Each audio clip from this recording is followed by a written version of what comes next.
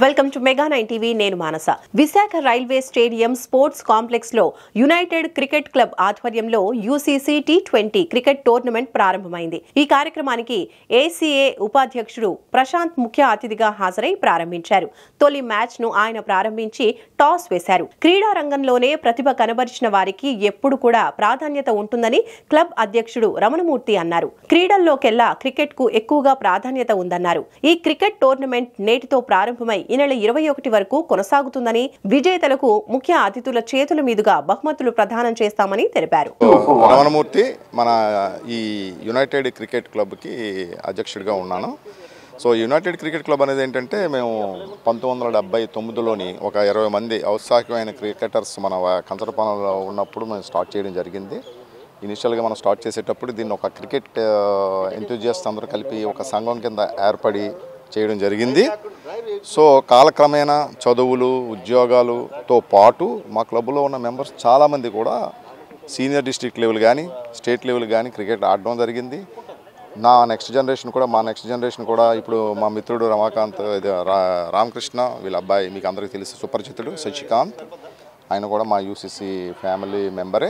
So ఈ విధంగా క్రికెట్ని మేము ముందుకు తీసుకెళ్ళాలని ఒక దృక్పథంతో ఏం చేశామంటే కొంతమంది మిత్రులు దూరం అయ్యారు మాకు. సో వాళ్ళ జ్ఞాపకార్థం ఒక టోర్నమెంట్ కండక్ట్ చేసి వైజాగ్లోని కొద్దిగా క్రీడాభివృద్ధి చేద్దాం, మా వంతు సాయం మేము చేద్దాం ఒక దృక్పథంతో ఈ టోర్నమెంట్ స్టార్ట్ చేయడం జరిగింది.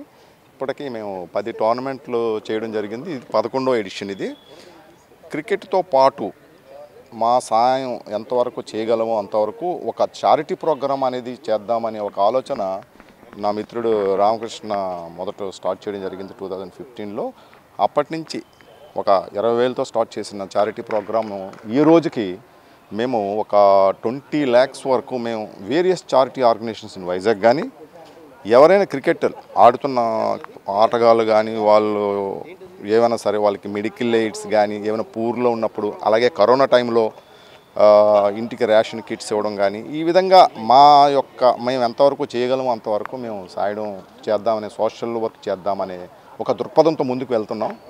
ముఖ్యంగా ఏంటంటే ఈ టోర్నమెంట్ ఎక్స్పెన్సెస్ కానీ ఈ యొక్క చారిటీ ఎక్స్పెన్సెస్ కానీ మేము ఒక స్పాన్సర్షిప్ తీసుకోకుండా మా క్లబ్ మెంబర్సు వాళ్ళ ఫ్యామిలీస్ వాళ్ళ ఫ్రెండ్స్ మాత్రమే మనీ కలెక్ట్ చేసి ఇయర్లీ ఒక 10 lakhs వరకు మేము బడ్జెట్, ఇది మాకు ఒక 8 lakhs వరకు టోర్నమెంట్కి జరుగుతుంది, ఒక 2 lakhs వరకు చారిటీ ప్రోగ్రాం జరుగుతుంది. ఇదంతా కూడా మేమే కంట్రిబ్యూట్ చేసుకుని మా వంతు ఏదో ఉడతా భక్తిగా మా క్రికెట్కి కానీ ఒక సోషల్ వర్క్గా మా యొక్క సాయం అందించాలనే ఒక దృక్పథంతో వెళ్తున్నాం.